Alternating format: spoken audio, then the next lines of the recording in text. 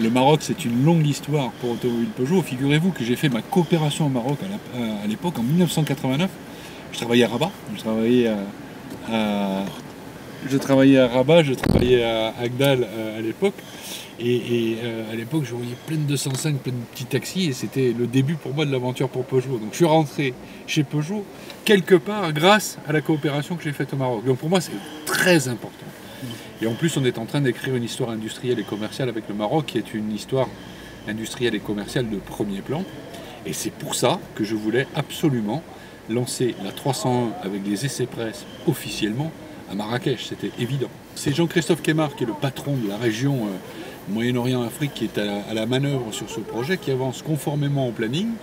Et ce sera à lui, au moment venu, de décréter la fin du projet. Et donc je suis sûr qu'on aura l'occasion d'en reparler plusieurs fois d'ailleurs ces prochaines années. Alors c'est un phénomène auquel je suis en train d'assister dans toute l'Europe, mais pas que dans toute l'Europe, hein. Ce basculement-là, je le vois. Par exemple, sur les derniers lancements qu'on a faits, globalement, l'essence double en termes de proportion dans le total des ventes.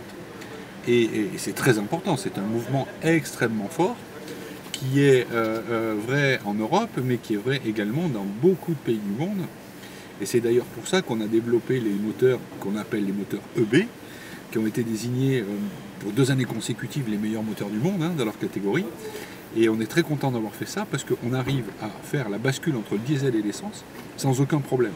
De plus en plus de clients nous demandent en véhicule d'occasion de l'essence. Donc ça veut dire qu'il faut qu'on soit prêt pour que dans les 3 ans et 4 ans qui viennent, on puisse anticiper la bascule du marché. Non seulement vers l'essence, mais également vers les motorisations électriques, également vers les motorisations hybrides, bien sûr. Le Maroc est un point clé, très important, pour Peugeot, pour revenir à ses premières amours, hein. Vous savez que Peugeot, c'est une longue histoire avec l'Afrique, hein, et d'ailleurs, au passage, vous vous rappelez que 1956, c'était le lancement du premier pick-up. Donc, et vous vous rappelez aussi qu'en 1960, on avait une usine en Afrique du Sud. Vous vous rappelez qu'on était très implanté en Afrique. Donc ça va forcément continuer. C'est une belle aventure qu'on est en train de réouvrir ensemble. Et je crois qu'il faut dire ça à mon partenaire local, mais enfin on s'est fixé ce matin, parce qu'on a travaillé ensemble, de grandes ambitions en véhicule à particulier, en véhicule utilitaire, au service des clients. Globalement, un réseau très structuré, c'est ça qu'on veut, des prestations de qualité. Je préfère faire une belle voiture de plus entre les mains d'un client content qu'une voiture de plus tout simplement. C'est ça que je veux faire, que des clients soient heureux.